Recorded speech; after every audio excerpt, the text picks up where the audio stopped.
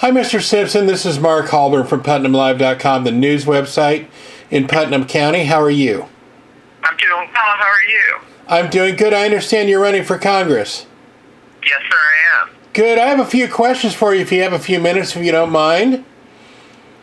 Say one more time, sir. I'm sorry. I had the volume down on my phone.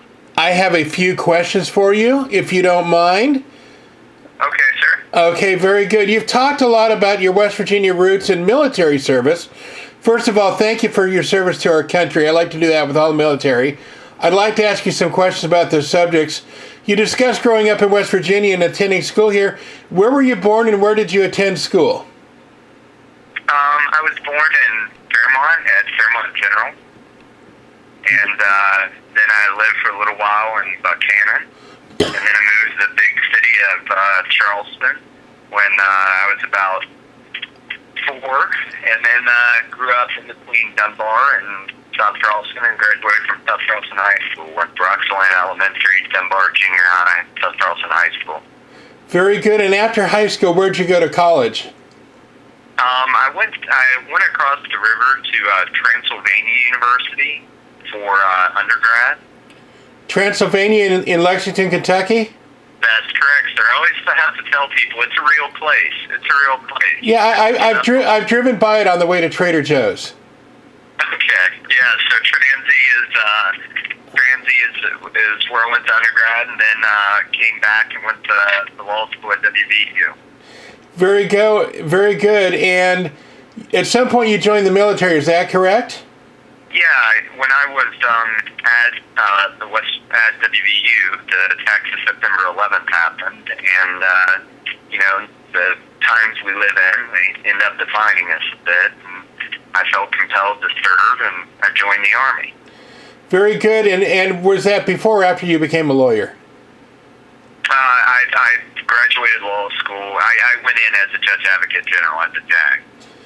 Very good. Now, when you were in the military, were you ever an on-the-ground soldier in a wartime atmosphere? Or did you, your service consist of being a military lawyer? I was a Judge Advocate. That was my MOS, my military occupational specialty. But I deployed with our 82nd Airborne Division to Afghanistan, and then I deployed with our Special Forces to the Philippines. Very good. Two combat rotations. Very good. Now, did you ever earn any awards or other recognition while in the military? Would I ever say that again, sir? I'm sorry. That's okay. Did you earn any awards or other recognition while in the military? Yes, sir. I've received numerous awards and decorations. The 2 highest are the Bronze Star for my combat service in Afghanistan, and then the Defense Meritorious Service Medal. And now back to your personal family situation. I see that you've written on Facebook your wife's a doctor at Walter Reed Hospital. How long has she been there? She just started. She graduated from medical school in May, and so she's in her. I always get it wrong, but I think it's called her transition year. But will do a residency there as well. So she just graduated this past May. Very good, very good. Well, congratulations. That's quite an accomplishment. Has she ever has she ever been a resident of West Virginia? She has not. She has not. Have you or her ever voted in the Mountain State? I'm sorry, say again, sir? Have either of you ever voted in the Mountain State? Voted? Yeah, voted, go to vote at I'm a registered voter here in Kanawha County in Dunbar, actually. Very good. I have been my entire active duty service. And are you currently a resident of West Virginia? Am I currently a what? Resident of West Virginia. Yes, I've always been a resident of West Virginia. And where are you living now? In Charleston, in the East End. Very good, very good. I'm familiar with the East End. I like to go to the ballpark out there. Nice. Do you and your wife own the home that you live in? No, we don't. Well, she lives in a home that we own in Maryland, and I live in a rental home here in the East End. Now, if you're ever elected to Congress, are you going to you and your wife live here in the congressional district while she continues to work at Walter Reed? That's quite a commute from Charleston. I mean, sir, all due respect, for a military family, this is about as close as we could possibly hope to get. We've spent the better part of our relationship halfway across the world and in different time zones with horrible internet connections. I go to safe in a safe spot with the comfort of being around family, and we can FaceTime every night. I consider myself a lucky man. Okay, I'm just curious because I had a long distance relationship. I moved to West Virginia from out of state, and my wife lived here before we got married. And actually, the first couple months, I lived in San Diego, and she lived here after we got married. It's just with all the stresses of Congress and everything else. I'm wondering how you plan on balancing that and where you're gonna live.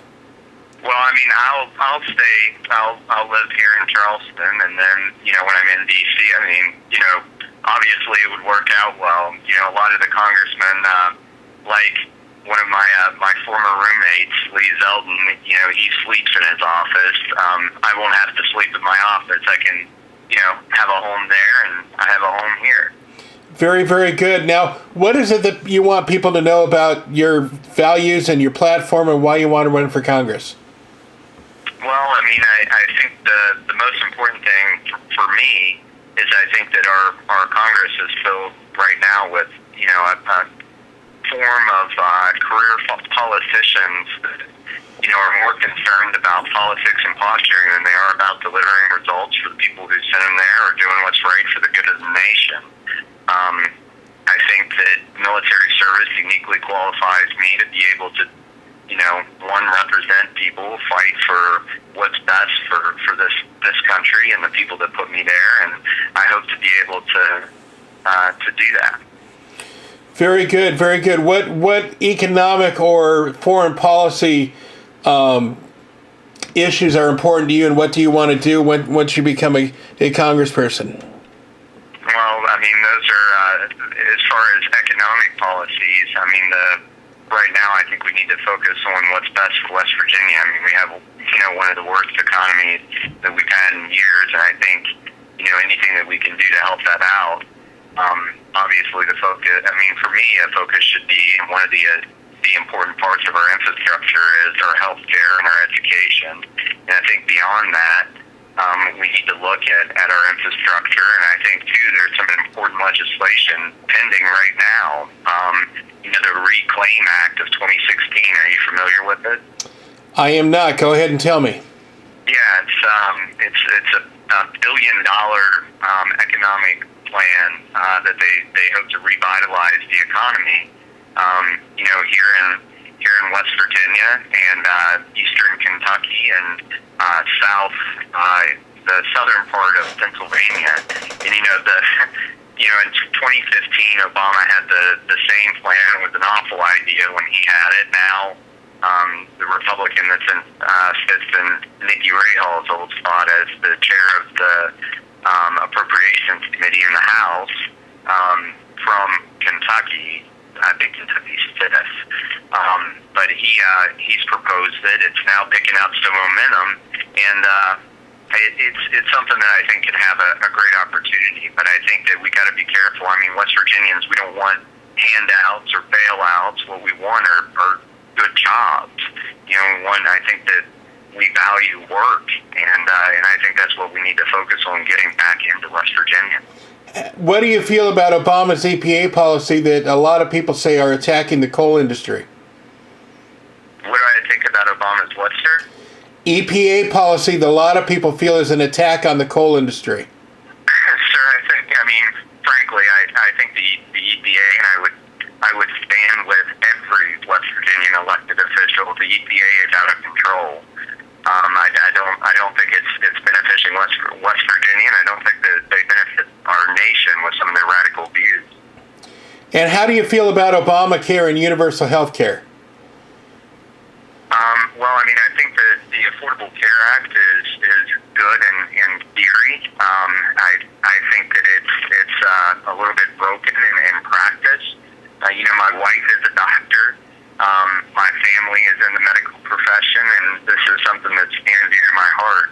The Affordable Care Virginians, about 180,000 of them, health insurance that they didn't previously have.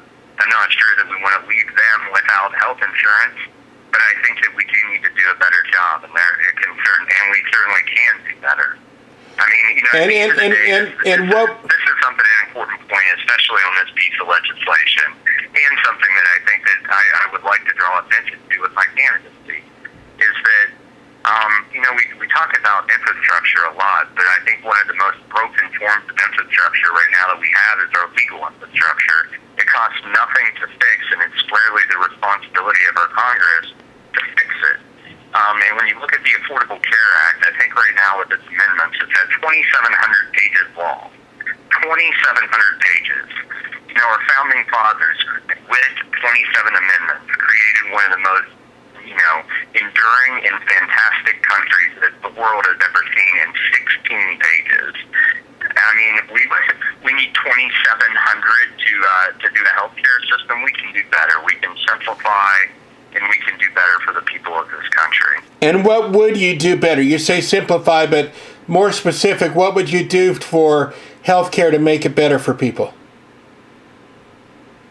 I mean, when I think at the national level, the most important thing that we can do is help simplify it so that we have, you know, that we don't have legislation, that nothing stands between a doctor and her patient. Okay, is there anything else that you'd like to add, Corey? No, sir. You did ask me about foreign policy. Foreign policy and economic development. I answered the economic development one. I did not answer the foreign policy one. Obviously, I'm uniquely qualified in that area. I have 12 years of experience in the counterterrorism fight and the war on terror. I've worked at two separate embassies, the one in Islamabad in Pakistan and the one in Manila in the Philippines. You know, I think you would be hard pressed to find someone more knowledgeable in this area and somebody that can contribute more to the dialogue that we need to have and the whole government approach about how to confront our problems abroad. Do you feel that we should have more troops on the ground in Afghanistan and Iraq and to help stabilize the Middle East? Or are you in favor of moving troops out of there and not having our soldiers out on foreign ground? Say that one more time, sir. Do you feel that we should have more troops on the ground in Iraq and Afghanistan and other areas? Or do you feel that we should be pulling troops back home and not having them in those environments, excuse me, and potentially putting them at risk? Well, I mean, you know, I think one, that the way that question's framed is fundamentally a flawed question. I mean, I think that we ask that question of our elected leaders, and then we hear and it doesn't allow the input of our military leadership. So one, I think we need to listen to our military leadership and decide what goals we want to achieve in those places. And if more troops are needed, more troops are needed. If less troops are needed, less troops are needed. But I will say this, having fought with some of the most elite units and deployed units in our Army, we are overstretched. They're asking too much out of too few, and that's not fair.